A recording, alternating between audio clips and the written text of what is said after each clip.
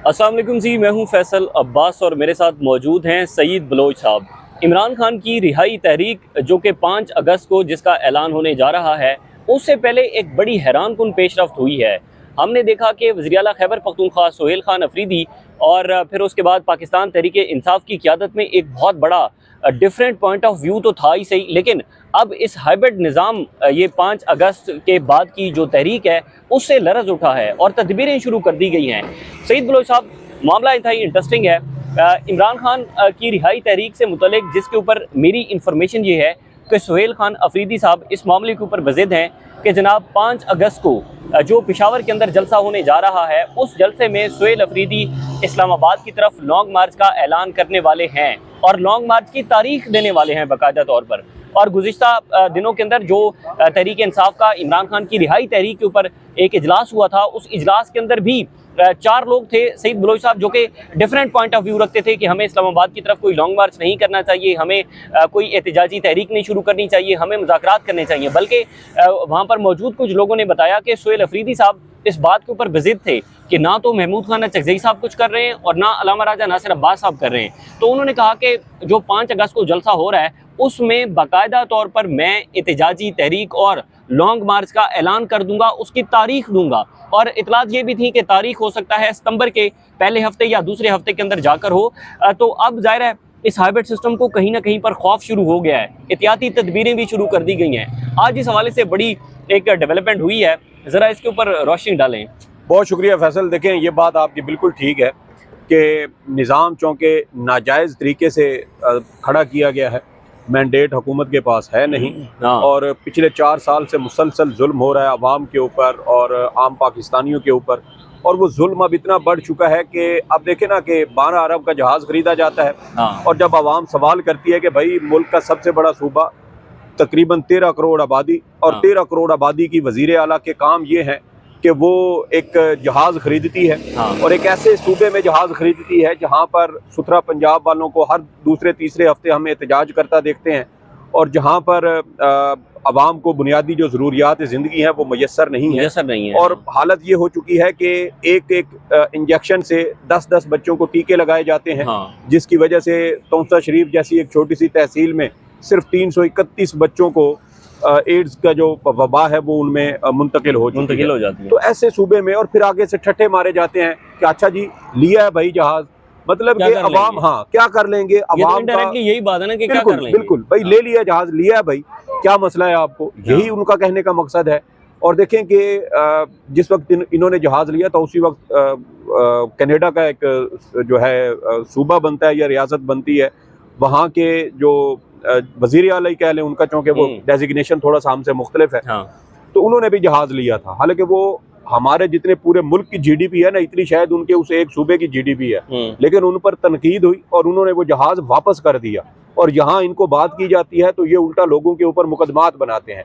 तो जब निज़ाम इतना नंगा हो चुका हो, इतना एक्सपोज हो चुका हो, अवाम को ये यकीन हो चुका हो कि यार ये हमारे मरने पर तो खुश है, हमारे जिंदा रहने पर ये खुश भी नहीं है हुक्मरान, तो फिर वहाँ पर नफरत पैदा होती है और नफरत जो है वो बगावत को जन्म देती है और बगावत जो है वो फिर वो निज़ाम के गिराने की वजह बनती है। दुनिया भर में आप जहाँ पर भी देखें, जब भी सिस्टम के खिलाफ नफरत पैदा हुई है हमेशा अवाम कामयाब हुई है। इनकलाब फ्रांस से लेकर आप ये जो नेपाल में इनकलाब आया, अवामी तहरीक चली, यूथ बाहर निकली, और अब देखें वही जरासीम हमारे पड़ोस में भारत के मुंतकिल हो चुके हैं। पहले भारत के इर्द गिर्द 3 ममालिक में श्रीलंका, बांग्लादेश और उसके बाद नेपाल, नेपाल से भारत और भारत के बाद मुमकिन तौर पर अगला नंबर हमारा है। तो हालात जो हैं वो काफ़ी संगीन हो चुके हैं और ये जो इनकलाब की चाप है, ये जो इनकलाब की आवाज़ है, ये मेरे ख्याल में इस्लामाबाद में बैठे हुए चंद बुजुर्गों ने सुन ली है और उसी की वजह से अब उसका बाकायदा तोड़ शुरू कर दिया गया है। और तोड़ करने के लिए आप देखें कि इस्लामाबाद के अंदर अचानक से 2 अहम तरीन मुकदमात जो सोहेल अफरीदी साहब से मुतल्लिका है वो अचानक समाअत के लिए मुकर्रर कर दिए गए। अच्छा, ये जो दोनों मुकदमात हैं ना, ये हैरान कुन तौर पर ईद उल फित्र के बाद अचानक, मेरे ख्याल में ईद के अगले ही रोज, हमें पता ही नहीं था, हम भी वही ईद वाली लहर में कि यार इतनी जल्दी कौन केस लगाता है, चुपके से ये केस लगे और उसी वक्त इनके ऊपर जो है वो अदालत ने स्टे ऑर्डर जारी कर दिया था। उस वक्त रेडियो पाकिस्तान के वकला की जानिब से सुप्रीम को आईनी अदालत में मौक़िफ़ ये इख्तियार किया गया कि जनाब ये 9 मई के मुकदमात हैं और इन मुकदमात को अब ख़त्म करने के हवाले से या KP में मुंतकिल करने के हवाले से काबीना के अंदर मामला जो है वो ज़ेर गौर आने वाला है, तो आप इसको जो है वो सुने और इसके ऊपर हुकूमत को ये मुकदमात वापस लेने से रोकें। अब देखें कि वो जो नुक्ता था उस वक्त ये 9 मई के मुकदमात वापस लेने वाला, वो अभी काबीना के एजेंडे में शामिल हुआ था। अभी उसके ऊपर काबीना इजलास में जाता, उसके ऊपर बहस होती, मुमकिन है कि काबीना इजलास में ये डिसाइड होता कि यार अभी हमें इसके ऊपर मजीद गौर व फिक्र करना चाहिए, इसलिए इसको मौखिर कर देते हैं। ये भी मुमकिन है कि फौरी तौर पर उसको मंजूर किया जाता और कहा जाता कि जी 9 मई के जितने भी मुकदमात हैं वो सारे मनगढ़ंत हैं, जैली हैं और वो वापस लिए जाए। लेकिन काबीना इजलास में ये मामला डिस्कस होने से पहले ही आपकी आईनी अदालत ने ये केस उठाया और इसके ऊपर स्टे ऑर्डर जारी कर दिया, सूबाई हुकूमत को रोक दिया कि आप 9 मई के ये मुकदमात वापस नहीं ले सकते। और फिर देखें ईद उल फित्र आई आपकी मार्च में, मार्च से लेकर अब ये जुलाई के आखिर तक ये मुकदमा जो है वो ज़ेर इल्तवा पड़ा रहा है, इसके ऊपर कोई समाअत नहीं हुई। और अचानक जब सुहेल अफरीदी की जानिब से ऐलान किया गया है इसके 5 अगस्त के एहतजाज और तहरीक का, तो अचानक आपकी ये सोई हुई आईनी अदालत जाग गई है और अचानक सुहेल अफरीदी साहब के 2 मुकदमात समाअत के लिए मुकर्रर कर दिए गए हैं। अब ये 2 मुकदमात हैं कौन से? एक मुकदमा तो है जो रेडियो पाकिस्तान पेशावर की इमारत को आग लगाई गई थी और उसमें कीमती जो यानी कि क्या कहना चाहिए कि जो आर्काइव में चीज़ें पड़ी थी, जो बहुत यूँ कह लें कि रेडियो के हवाले से या कम्युनिकेशन टेक्नोलॉजी के हवाले से वो एक नवादरात की हैसियत रखती थी क्योंकि काफ़ी पुरानी थी, तो वो म्यूजियम के अंदर रखी हुई थी, वो सारी तबाह हो गई, पूरी इमारत। वैसे कुछ भी नहीं था। देखिए मकसद सिर्फ ये था कि इसी तरह आग लगाना और आग जलाना और सुहेल अफरीदी साहब के ऊपर इल्ज़ाम लगाया, PTI की दीगर लीडरशिप के ऊपर जी और मुकदमात बनाए गए उनको फंसाने के लिए। और हैरानी की बात यह है कि रेडियो पाकिस्तान हमले के हवाले से जो वीडियो के फोरेंसिक करवाए गए हैं उनमें से एक 16 मार्च 2023 की जमान पार की इमरान खान साहब के घर के बाहर की है, जहां सुहेल अफरीदी साहब मौजूद हैं और वो 9 मई से तकरीबन कोई 2 महीने पहले की है। तो सवाल ये है कि जो वक़ुआ हुआ नहीं है आपने उसके ऊपर भी ये 2 महीने पहले वाली वीडियो उसमें डाल दी, तो केसेस इनके कमज़ोर हैं। लेकिन आपको पता है कि अदालतें जैसे गुलाम बनी हुई हैं, जैसे अदालतें इनकी लौंडी बन चुकी हैं, जज ये मर्जी के लगा रहे हैं, अपनी चॉइस के लगा रहे हैं और जुडिशल कमीशन में इनकी अक्सरियत है सिर्फ इसलिए कि ये इस नंगे निज़ाम के तन के ऊपर कुछ कपड़े डाल सकें या इसको कवर देने की कोशिश करें। लेकिन चीज़ें चूँकि इतनी एक्सपोज हो चुकी हैं, आवाम की आंखों का वैसे ऑपरेशन हो चुका है, वो दीवार के आर पार देख लेते हैं, तो जो काम ये करें इनकी नीयत पकड़ी जाती है कि इनकी नीयत इसमें असल में क्या है। तो अब सुहेल अफरीदी साहब का एक तो रेडियो पाकिस्तान वाला जो केस है वो अचानक समाअत के लिए मुकर्रर हुआ, दूसरा 9 मई के जो मुकदमात वापस लेने वाला मामला है, ये दोनों मुकदमात अब आईनी अदालत में समाअत के लिए मुकर्रर हुए हैं। और चीफ जस्टिस आईनी अदालत हाजी अमीन साहब की सरबराही में ये 3 रुकनी बेंच है, जिसमें जस्टिस अली बाकर नजफी और जस्टिस जो है वो अरशद हुसैन साहब ये भी उस बेंच में शामिल है। और इन जजेस की जानिब से अब ये मुकदमा अचानक समाअत के लिए मुकर्रर किया गया। मुझे हैरानी इस बात की है कि जैसे ही सुहेल अफरीदी की जानिब से 5 अगस्त की तारीख का ऐलान किया गया तो अचानक इधर से मुकदमात समाअत के लिए मुकर्रर कर दिए गए। इससे पहले हमने ये भी देखा है कि सुहेल अफरीदी साहब इससे पहले भी जब ऐलान करते हैं, ये PTI का कोई और लीडर ऐलान करता है, तो उस वक्त भी इसी तरह मुकदमात के फैसले आना शुरू हो गए। आपको याद होगा गुज़श्ता साल जब 5 अगस्त को ही एहतजाज की कॉल दी गई थी PTI की जानिब से, तो अचानक 21 या 22 जुलाई 2025 को फैसलाबाद में ISI के ऑफिस के ऊपर हमले का जो मुकदमा था उसका फैसला सुना दिया गया। उमर अयूब और PTI का जो पंजाब की उसमें थे अपोजिशन लीडर, इसके अलावा जरताज गुल वजीर और शिबली फराज और फवाद चौधरी को शायद उसमें बरियत मिल गई थी, बाकी सबको उसमें सजाएं, और वो भी बाटा रेट 10 साल की सजा। उसके बाद फिर मियाँ वाली में जो PF एयरबेस हमला केस था उसमें इसी तरह 10-10 साल कैद की सजा सुनाई गई। बाद में लाहौर के 2 मुकदमात थे उसमें सजाएं सुनाई गई। और ये कब हुआ? जब आपने 5 अगस्त 2025 के एहतजाज की कॉल दी। और अभी एक बार फिर 5 अगस्त 2026 है, 1 साल का फ़र्क हुआ है, लेकिन जो स्क्रिप्ट है वो वही है, स्क्रिप्ट में कोई रद्दो-बदल नहीं है। हाँ, दूसरा मुकदमा भी तो है ना अपना सईद बलोच साहब, जो कि जो एक फोर्स इमरान खान रिहाई रिहाई फोर्स वाला भी है। अब देखिए रिहाई फोर्स जो है वो भी अभी बनी नहीं है, उसके ऊपर ऐलान किया गया मतलब कि मौलाना साहब की आप देखें तो उसमें वो इनकी जो अपनी तंजीम है वो हाँ, खाकी कपड़ों वाली, खाकी कपड़ों वो इनकी भी मौजूद है। हाँ। हालांकि ऐसी कोई भी जो है वो जत्था बनाना या तैयार करना, वो तो रियासत उसको वैसे ही इजाजत नहीं देती, तो फिर मौलाना साहब की ये तंजीम भी आप खत्म करें। तो डर खौफ है, यानी सिर्फ ऐलान के ऊपर आप ये काम कर रहे हैं। पहले तो ये होता था ना कि किसी ने कोई जुर्म किया तो ये काम हुआ। अब वो देखें कि जो स्पेक्ट्रम है वो इतना इन्होंने तंग कर दिया है, इतना कम कर दिया है कि अब कोई सियासी जमात ऐलान भी करे तो उसके ऊपर कार्रवाइयाँ हो रही हैं और आईनी अदालत उस मुकदमात को सुन रही है।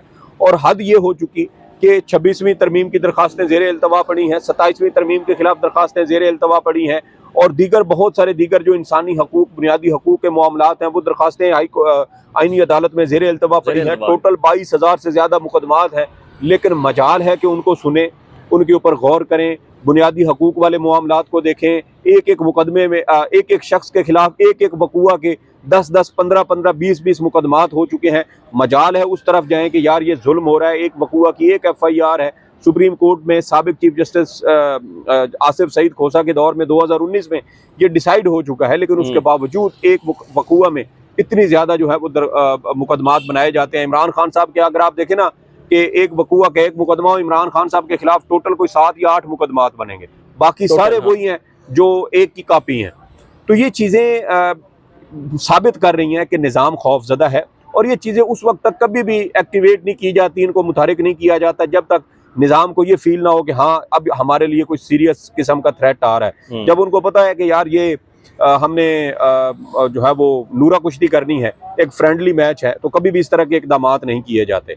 इस तरह अदालतों को मुतहरिक करना और अचानक मुतहरिक करना ये बिला वजह नहीं है। पिछले साल आपको याद होगा कि मई का महीना था, अप्रैल के महीने में PTI उस वक्त भी मई के महीने में कोई 9 मई चौंके आगे आ रहा था और इनका प्लान था कि हमने एहतजाज वगैरह करने हैं। तो अचानक जनाब 25 या 26 अप्रैल को पाकिस्तान तहरीक इंसाफ को एक पैगाम दिया जाता है और उनको कहा जाता है कि आप ये एहतजाज और ये जो मज़ामती सियासत है ये छोड़ दें, वरना हम आपको मखसूस नशिस्तें नहीं देंगे। जब ये पैगाम PTI को पहुंचाया गया, हमने उसी शाम वीडियो की थी, लेकिन उसके ठीक एक हफ्ते के बाद सुप्रीम कोर्ट में मखसूस नशिस्तों वाला केस अचानक समाअत के लिए मुकर्रर हुआ और फिर मई के महीने में 27 या 28 मई को उसका फैसला जारी कर दिया गया। तो यहाँ से आप अंदाज़ा लगाएं कि निज़ाम तहरीक से, एहतजाज से, जलसे जुलूस से, अवामी इनकलाब से किस हद तक खौफजदा है। ये मैंने चंद मिसालें आपको बताई, और भी बहुत सारी चीज़ें होंगी अगर हम गौर करें, हालात को उसका जायज़ा लेने की कोशिश करें, लेकिन वो सारी चीज़ें जो हैं वो इस बात को वो साबित कर रही हैं कि निज़ाम खौफजदा है, ये डरे हुए हैं, इनको पता है कि हम काबिज हैं इस निज़ाम के ऊपर, और अगर कोई अवामी तहरीक शुरू हुई जिसमें अवाम शामिल हो, जिसमें सियासी जमातें शामिल हों, तो ये निज़ाम ज़मीन बोस हो जाएगा। इमरान खान साहब को 3 साल के लिए खामोश रहने की बात क्यों की जा रही है कि हम आपको आज़ाद करते हैं, आप बनी गाला में बैठ जाएं, ज़मान पार्क में बैठ जाएं, आप बाहर जाना चाहें तो बाहर चले जाएं, लेकिन खामोश रहें, हुकूमत को गिराने के लिए कोई तहरीक ना चलाएं, आप निज़ाम के लिए कोई ख़तरा ना बने, किसी किस्म की कोई ऐसे जलसे जुलूस ना करें जिससे इस निज़ाम की जान निकलती हो। तो ये सारी शराइत रखने का मकसद क्या है? सिर्फ ये है कि जो हालात इस वक्त चल रहे हैं, जो निज़ाम चल रहा है, इसी निज़ाम को चलने दें। लेकिन मुझे नहीं लगता कि ये निज़ाम चलेगा। मुझे तो ज़्यादा से ज़्यादा कोई 1 साल मैक्सिमम नज़र आ रहा है। उससे पहले ही जो जरासीम हमने श्रीलंका, फिर नेपाल, फिर बांग्लादेश और अब भारत में देख रहे हैं, मेरे ख्याल में यही हालात व वाक़यात बहुत जल्द पाकिस्तान में भी मुझे तो बनते दिखाई दे रहे हैं। अच्छा सईद बलोच साहब, ज़ाहिर है ये जो अब एक चीज़ थी कि इमरान खान साहब के साथ बहुत सारे लोग कहते हैं कि यार वो इररेलेवेंट हो चुके हैं, तहरीक इंसाफ इररेलेवेंट हो चुकी है, कभी वापस नहीं आएगी। 2 दिन पहले ही जो नबील गबोल साहब हैं, उन्होंने हमारे साथ जो पॉडकास्ट किया उसमें उन्होंने बताया कि उन्होंने एग्जैक्ट उनके ये अल्फाज थे कि जो माफ़ी देने वाले लोग हैं, 9 मई के मामले के ऊपर जो माफ़ी देने वाले हैं वो तैयार हैं, लेकिन माफ़ी मांगने वाला तैयार नहीं है। यानी कि इमरान खान साहब की तरफ उनका इशारा था कि वो इस मामले के ऊपर माफ़ी नहीं मांग रहे, माफ़ी देने वाले हाथ में उठा कर बैठे हैं कि आप डायरेक्ट माफ़ी ना मांगे, आप सिर्फ जो है ये कह लें कि यार हमसे गलती हो गई है, नदामत का इजहार कर दें, छोटा सा कह दें, नदामत का इजहार कर दें, अफसोस कर दें, या कोई और ऐसा लफ्ज़। उन्होंने कहा कि उन्होंने बड़ी ज़बरदस्त बात की, उन्होंने कहा कि ये कहने कि नहीं होना चाहिए था, नहीं होना चाहिए। इमरान खान ने ये भी नहीं कहा। ये मुझे याद है जब इमरान खान साहब को 11 मई 2023 को सुप्रीम कोर्ट में पेश किया गया था, सुप्रीम कोर्ट के हुक्म पर, जब वो नैब की तहवील में थे, 9 मई को उनको इस्लामाबाद हाई कोर्ट से अगवा किया गया था, तो उसके बाद वहाँ पर भी इमरान खान साहब ने 9 मई वाक़यात की मजम्मत नहीं की थी।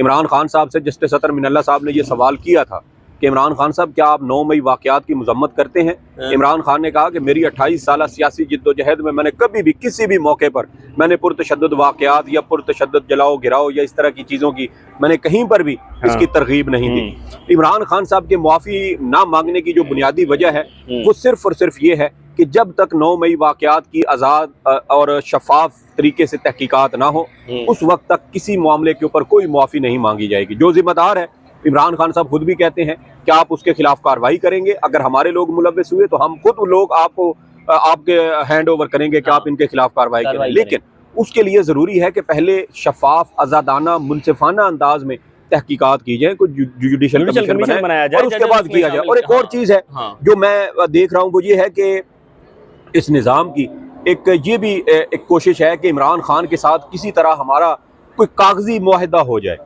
जिस पर इमरान खान साहब कोई डील कर लें, कोई समझौता कर लें, किसी किस्म के कोई उस पर रिग्रेट शो कर दें, नदामत का इजहार कर दें, कोई मजम्मत कर दें, मुआफ़ी मांग लें। किसी भी सूरत में 9 मई के हवाले से अगर इमरान खान साहब कोई बयान जारी करते हैं और वो तहरीरी सूरत में हो जाए तो उस मकसद सिर्फ और सिर्फ ये है कि देखें जी इमरान खान ने ये मजम्मत कर दी है, इमरान खान ने ये मुआफ़ी मांग ली है, इमरान खान ने सरेंडर कर दिया है, इमरान खान ने हमारे साथ डील कर ली है। ये सिर्फ और सिर्फ उसके खिलाफ प्रोपेगेंडा करना चाहते हैं, बदनाम करना चाहते हैं। इनकी नीयत में खोट है। देखें एक सादा सा फार्मूला मैं आपको बता देता हूँ, जब तक वो फार्मूला आप किसी भी तराजू में डाल के आप उसको चेक करते रहें, जब तक उसका नतीजा आपके सामने आता रहेगा तब तक इमरान खान साहब इस निज़ाम के लिए ख़तरा रहेंगे। इमरान खान बाहर निकले, क्या वो घर में चुप करके बैठ जाएगा? जवाब है नहीं। इमरान खान साहब एक बार जेल से बाहर निकल आए, क्या उनको रोकना मुमकिन होगा? जवाब है नहीं। यही वो दो बुनियादी सवालात हैं जिनके जवाब इस्टेब्लिशमेंट को भी मालूम है, इमरान खान साहब को भी मालूम है, पीटीआई को भी मालूम है, हुकूमत को भी मालूम है। और पीटीआई के लोग तो देखें ना, आप ट्विटर के ऊपर एक ट्वीट करके देखें, सिर्फ ये सवाल पूछिए आवाम से कि क्या इमरान खान को एक बार डील करके बाहर आ जाना चाहिए, उसके बाद जब वो बाहर आ गए उसके बाद फिर वो जो मर्जी कर सकते हैं। आप फिर नीचे लोगों के कमेंट्स पढ़ें। लोग तो इस बात पे भी राजी हैं कि खान डील करके देखिए उसकी वजह क्या है। उसकी वजह यह है कि जैसे अदालतें जरगमाल हो चुकी, पार्लियामेंट रबर स्टैंप बन चुकी है, आपका पूरा रियासती ढांचा इस वक्त किसी के कब्जे में है और वो बंदूक की जोर पर वो बैठकर इस सारे निज़ाम को चला रहे हैं। तो जब अवाम को ये चीज़ यकीन हो चुकी है कि अदालतों से इंसाफ नहीं मिलना, सियासी जमातों के पल्ले कुछ है नहीं, उनके साथ बैठ के हम कोई बातचीत कर नहीं सकते, मिसाक जमहूरियत उनके साथ बनाने का कोई फ़ायदा नहीं है, तो फिर क्या होता है कि जब लोगों को पता हो कि यार ये जुल्म हो रहा है तो लोग कहते हैं यार एक बार माफ़ी मांग के यहाँ से निकलो, बाद में इनके साथ हम दोबारा से जो है ना वो इनके साथ बदला पूरा कर लेंगे। तो लोगों की सोच तो सिर्फ ये है। और मैं इसलिए आपको कह रहा हूँ कि इमरान खान साहब को ये अफोर्ड नहीं कर सकते कि वो तहरीरी मुआहदा करके भी सामने आएँ या बाहर निकलें, क्योंकि इनकी कोशिश सिर्फ ये है कि अगर मुआहदा हो इमरान खान के साथ तो उसको यहाँ से पाकिस्तान से बाहर निकालें, क्योंकि उसके बाद जब फ्लाइट पाकिस्तान में कोई भी आनी है तो वो इजाज़त मर्जी से पूछ के आप लैंड करते हैं। अगर आपको जो है वो नीचे उतरने की इजाज़त ही ना दी जाए या आपका जहाज़ हवा में और आपके यहाँ से जहाज़ भेज के कहा जाए भाईजान यहीं से वापस मुड़ जाओ वरना आपके लिए नुकसानदेह हो सकता है, तो आप कौन उसको कैसे रोकेंगे? बिल्कुल ऐसे। तो ये मसाइल हैं जो इस वक्त इस्टेब्लिशमेंट के सामने हैं। इसलिए मुझे नहीं लगता कि इमरान खान साहब को किसी कंडीशन की बुनियाद पर भी पाकिस्तान में रिहा किया जाएगा। रिहा हुए भी सही तो बाहर जाएंगे, और बाहर जाने वाला जो मामला है वो जो ताज़ा तरीन इतलात हैं जो पेशावर से यासिर हुसैन साहब ने भी दी हैं कि आखिरी जो दस्तयाब मालूमात हैं वो ये है कि इमरान खान साहब ने खामोश रहने के बदले भी रिलीफ लेने से इनकार कर दिया है। और फिर देखें उधर से इमरान खान का इनकार हुआ, यहाँ सुप्रीम कोर्ट ऑफ पाकिस्तान से अपने इख्तियारात से तजावुज़ करते हुए नैब कानून की तशरीह कर दी गई है कि इख्तियार अब ये सारा आईनी अदालत के पास है। और नैब कानून ये कहता है कि जनाब आईनी अदालत भी सिर्फ जो किसी केस के अंदर कोई सुकम है, खामियां हैं, कोई तरीक़ाकार को फॉलो नहीं किया गया, सिर्फ उस नुक्ते को वो सुनेगी, इसके अलावा केस के मेरिट के ऊपर आईनी अदालत जाएगी नहीं। मतलब जो इख्तियार सुप्रीम कोर्ट के पास थे भी सही, जो अटॉर्नी जनरल हैं वो तो अदालत के अंदर इस बात को एडमिट कर चुके हैं कि ठीक है ज़मानत का स्पेसिफिकली ज़मानत या सज़ा मुअत्तली जो है वो दर्ज नहीं है जब नैब तरमीम हो रही थी, तो वो भी सुप्रीम कोर्ट ने उठाकर जो है वो आईनी अदालत के सामने। देखिए मैंने इसलिए आपको ना वो मखसूस नशिस्तों वाली मिसाल दी है कि निज़ाम कंट्रोल कहाँ से हो रहा है। अब सब जजों को ये पता है कि जुडिशल कमीशन में अक्सरियत किसकी है। अब पीटीआई ने देखे ना बायकाट क्यों किया, इससे पहले वो जुडिशल कमीशन इजलासों में शिरकत करते थे, अब उन्होंने बायकाट क्यों किया? उनको ये पता है कि यार हम जिस वकील का वो काबिल है, बड़ा जो है वो उसका नामवर वो वकील है, वो आइन और कानून की बालादस्ती पर यकीन रखने वाला है, उसका कोई पॉलिटिकल एजेंडा भी नहीं है, किसी सियासी जमात के साथ उसकी कोई वाबस्तगी भी नहीं है, कोई लिंक नहीं है। वो एक बिल्कुल जैसे सलमान सफदर साहब है, वो कहते हैं भाईजान मैं प्रोफेशनल वकील हूँ, आप सियासी जमात हैं, आप इमरान खान है, आप नवाज शरीफ साहब है, आप मुशर्रफ है, मुझे कोई परवाह नहीं है, ये मेरी फीस है, ये आप मुझे पे कर दे, मैं आपका मुकदमा लड़ने लग जाऊंगा। तो ये प्रोफेशनल वकील, अब जो प्रोफेशनल वकील हैं वो अब अपोजिशन जमातों के जरिए तो अपना नाम भी भिजवाने को तैयार नहीं है। क्यों? उनको पता है जुडिशल कमीशन में इनकी अकलियत है, अक्सरियत हुकूमत के पास है, और जो इस निज़ाम के सहूलतकार हैं या इस निज़ाम के बेनिफिशरी हैं वो जुडिशल कमीशन में अक्सरियत में बैठे हैं। तो वो देखें कि वो अब पिछले दिनों अली जफर साहब से जब ये सवाल भी हुआ एक मौके पर, तो वो बताते हैं जनाब हमने नाम दिए, वकील आगे से कहते हैं सर कोई फायदा नहीं है, आपके जरिए हमारे नाम जुडिशल कमीशन में जाएंगे, उल्टा हम ब्लैक लिस्ट हो जाएंगे, हमें जुडिशल कमीशन से तैनाती तो होनी नहीं है, इसके अलावा हमें जो मुख्तलिफ इदारों के केसेस मिलते हैं या हुकूमत के केसेस मिलते हैं, रियासत के केसेस मिलते हैं, वो भी हमसे छीन लिए जाएंगे, रोक लिए जाएंगे, हमारा तो रोजगार बंद हो जाएगा। बिल्कुल। तो जब हालात इस नहज पे पहुंच चुके हो ना, तो फिर मेरे ख्याल में ये जो दीगर कोई छोटे मोटे लवाजमात होते हैं ये फिर कोई मायने नहीं रखते। अवाम की सोच इसी वजह से तब्दील हुई है। वो कहते हैं कि भाईजान जिस हालत में इमरान खान फंसा हुआ है यहाँ पर ये इसे छोड़ेंगे तो नहीं, अगर छोड़ेंगे नहीं ये डील नहीं करेगा, ये डील नहीं करेगा वो इसको जेल में मार देंगे। तो आखिरी हल ऑप्शन क्या है कि भाई डील करो, एक बार बाहर निकल आओ, उसके बाद फिर हम देखेंगे कि ये तुम्हें दोबारा गिरफ्तार कैसे करते हैं। और ये वो खतरा है जो निज़ाम महसूस कर रहा है, और इसी तरफ सुहेल अफरीदी साहब हालात को लेकर जाना चाहते हैं, पीटीआई इसकी तरफ लेकर जाना चाहती है, और उसी हालात से बचने के लिए अब ये जो तदबीरें हैं वो शुरू कर दी गई हैं। और रिहाई फोर्स से भी खतरा है। इसके अलावा जो मेरे ख्याल में अगर रिहाई फोर्स ना भी हो तो इमरान खान साहब ने खुद भी कहा था कि रिहाई फोर्स की तो जरूरत ही नहीं है, जब आपके पास ISF मौजूद है। जी जी, ISF आपके पास मौजूद है, आप उसी को मुतहरिक करें। हर यूनिवर्सिटी हर कॉलेज के अंदर आपकी यूनियन मौजूद है, नौजवानों को आप वहाँ से एक्टिवेट करें, मोटिवेट करें, और आपकी एक सियासी तहरीक जो ऑलरेडी चल रही है उसमें अगर ये चीज़ शामिल हो गई तो आपके जो हालात वाक़यात हैं मेरे ख्याल में वो बड़ी तेज़ी के साथ तब्दील हो सकते हैं। ठीक है जी, बहुत शुक्रिया। सईद बलोच साहब ने बड़ा तफसीली बताया कि इमरान खान की जो एहतजाजी तहरीक है इमरान खान की रिहाई से मुतल्लिक, उससे पहले मौजूदा हाइब्रिड सिस्टम ने जो जो तैयारियां की हैं, जो जो तदबीरें की हैं इससे बचने के लिए, वो तफसीली हमने आपके सामने रखी हैं। मज़ीद जो भी डेवलपमेंट्स होंगी आपके साथ शेयर करेंगे। इजाज़त दीजिए, अल्लाह हाफ़िज़।